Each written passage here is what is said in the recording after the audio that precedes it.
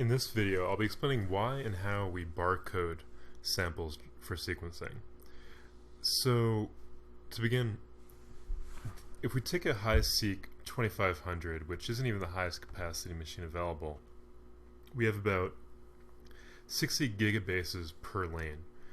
And so each lane gives a sequence that we can't really distinguish from others. So it just gives a giant pool of sequence we can, then separate out later perhaps, but that giant pool of sequence is what we have to work with initially. And so if we assume that we want to get 30x coverage of E. coli, so a standard amount for doing genome resequencing, then that gives us capacity for 48 samples per lane.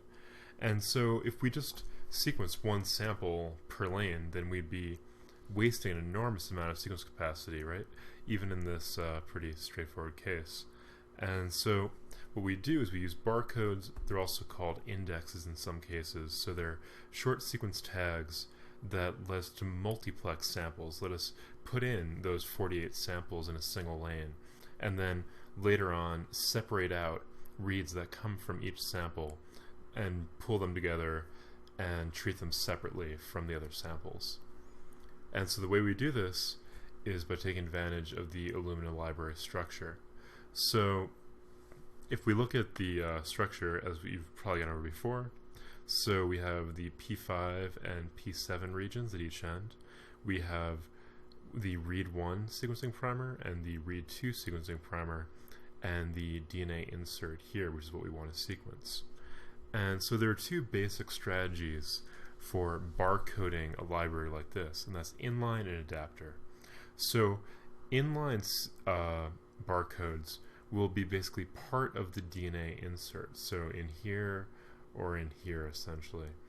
And so those will be read as part of the normal sequencing read, and we'll have to go in later, pull out the barcode as part of that read, and then delete it, of course, from that sequence so that we can get what we actually want to look at. And the other strategy is to use adapter barcodes. So with adapter barcodes, we basically have a separate part of the library structure that's dedicated to the barcode here. And we use a separate primer site here at the P7 region to sequence into this barcode here. And so we basically have an entirely separate read that's associated with this read in a cluster that we use to identify the barcode for any given cluster on a flow cell. And if we're going to design barcodes, there's really a lot of considerations that we have to take advantage of, because as you can think, it's really an issue if a single error can cause us to mistake one barcode for another, right? That's called a barcode bleed, when one barcode is mistaken for another, and we basically have crisscross between samples, and that can be extremely problematic for analysis later on. And so we want to design our barcodes such that it's not that simple, that one error doesn't cause us to mistake it. And so the concept we can take advantage of here is something called Hamming distance. So Hamming distance is the number of positions that with two strings of equal length are different. So in our case, a string is just a sequence, a number of A, G's, C's, and T's in some order. And so if we have two strings, in our case barcodes, and they have to be of equal length, of course, the Hamming distance is the distance between two barcodes, the number of positions at which those two strings are different. It's also which those two barcodes are different. It's also the number of errors we need to mistake one barcode for another.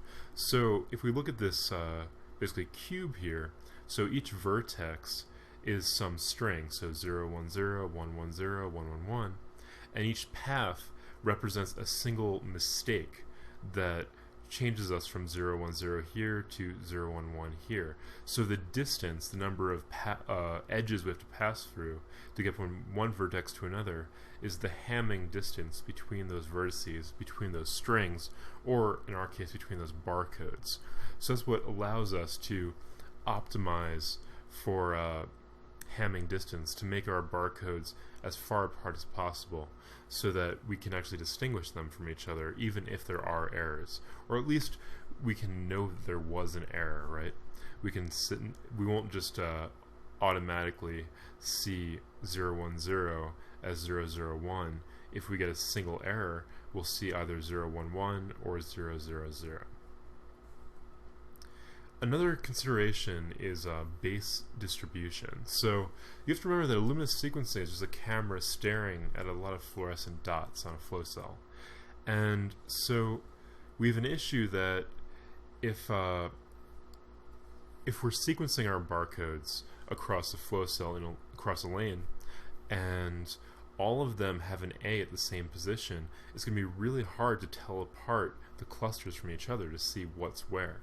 And so what we want is to have an even distribution of each base at each position, so that we don't have that issue at all. We just see a nice even distribution of bases at each position on the flow cell, and we can tell them apart very easily.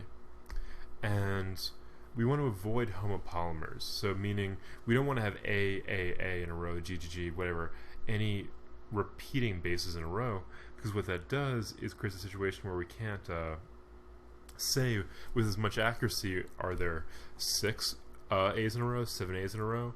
It becomes a lot harder to tell that apart, to tell how many there are there. And so we want to avoid that in barcodes. And finally, we want diversity. We want to have at least 4 barcodes per lane, generally speaking, just so that we're not, basically, when we're identifying clusters early on, it's hard to distinguish things from each other if everything looks the same. And so by having 4 barcodes per lane, we make our reads diverse, make our library diverse, and that helps us to separate things out to identify clusters. And finally, there's demultiplexing. So now that we have our reads, we need to separate them into our samples by using the barcodes. And generally, this will be done for you before you get your data from a sequencing facility, but there are cases where you might do this yourself. For example, if you make up custom barcodes, you might do it yourself. And there are a lot of options. Cassava is probably the most common. Something just to look up, you have to do this. We're not really going to go into too much detail about how to do this, I don't think. But you do have a choice here.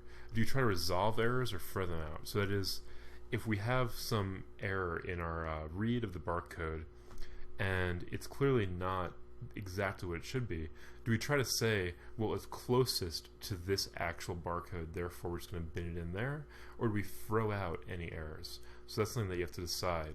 You know, what is the error rate that you'll tolerate?